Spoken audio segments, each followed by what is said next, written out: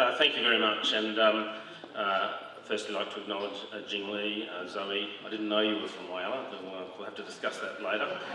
You see Steve over there. Is Mr Zapier around? Tony around in here? There he is. So my colleagues in the Federal Parliament, distinguished guests, and I'd like to say thank you very much to Ramilla for inviting me here to the opening of, or the official opening of Ottawa. Ramilla told me to prepare a nice speech. I'm a crossbencher. I live with controversy, so I apologise. You might know me as the senator who moved a motion in the Senate to have the Senate recognise what is happening in Xinjiang as genocide at the hands of the CCP. You might think I'm the senator that has called on the boycotting of the Beijing 2022 Olympics. You might think I'm the senator who moved the bill to stop the use of, or the import of goods and services that derive from slave labour. Well, I can tell you that wasn't me. It wasn't me, it was us that did that.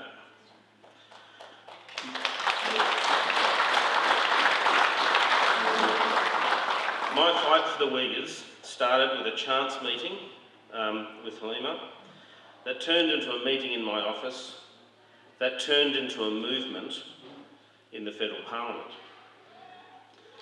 One senator alone can't have done what I've done without tremendous help, without the conversations, without the swapping of ideas, without the motivating of people, without the logistics, without the protests, without the lobbying right across the Parliament.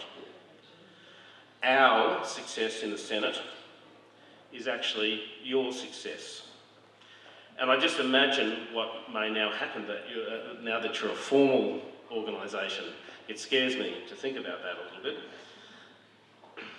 There's more to do, and indeed, just in the last couple of days, my team have been talking with the ACTU about how we progress the Uyghur bill through the House of Reps.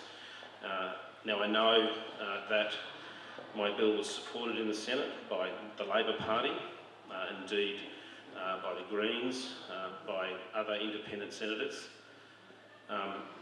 It wasn't supported by the Liberal Party, although I can tell you there are some members of the Liberal Party who are have quite an affinity with the cause. And there is hope, and indeed we will be meeting together again as a team to work out with Ms Sharkey, MP, on how we get the bill through the Federal House of Representatives. And I suspect Steve and Tony will be happy to weigh in and help in relation to that. The Labor Party has been quite good. However, the reality is that not all politicians stand up for the Uyghurs. Not all politicians stand up for human rights. Some of them are consummate politicians. They turn up at events like these and they speak carefully crafted words that are designed to make you all feel good. They say the right thing, but don't say the important things. They won't stand up and speak for what is right. They won't stand up and criticise the CCP for what is happening in Xinjiang, which we know is genocide. They won't call on the boycotting of the Winter Olympics. They won't stand up for the people of Hong Kong who are being punished under the hands of the CCP. They won't stand up and talk of the wrongs of the claims of the 9 dotted lines in the South China Sea. They like to sit on the fence, and that's perhaps because they like the idea of being in the audience of CCP consulate and diplomatic staff.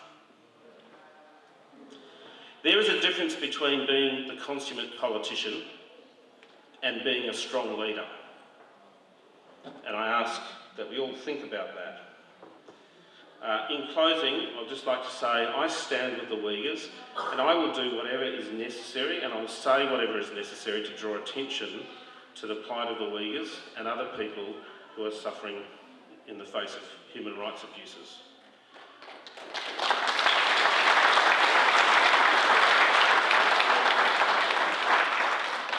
I have enjoyed working with your team and I look forward to doing that for a lot longer. Thank you very much.